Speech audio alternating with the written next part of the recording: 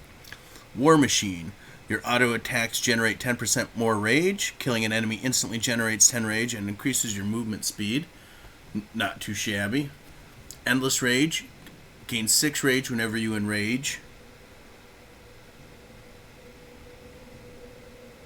Okay. Fresh Meat. Bloodthirst has a 15% increased chance to trigger enrage and heals for 20% more. I like that one. Fresh Meat. It's Bloodthirst. 20% of your health. And heals 20% more. Whew, that seems pretty good. Because we like enrage.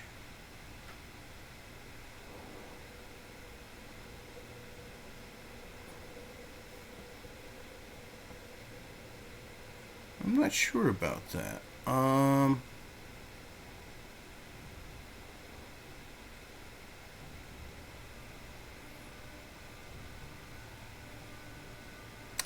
I think I like Fresh Meat.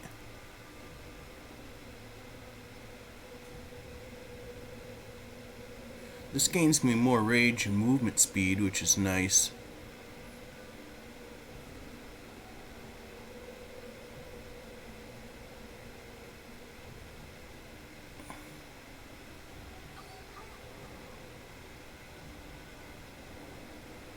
So the War Machine would help me get to Rampage faster.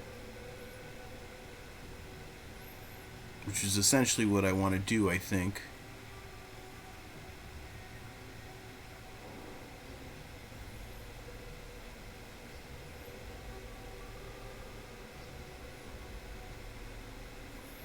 Bloodthirst seems to be one of my main attacks, so I think I'm going to go with Fresh Meat at first.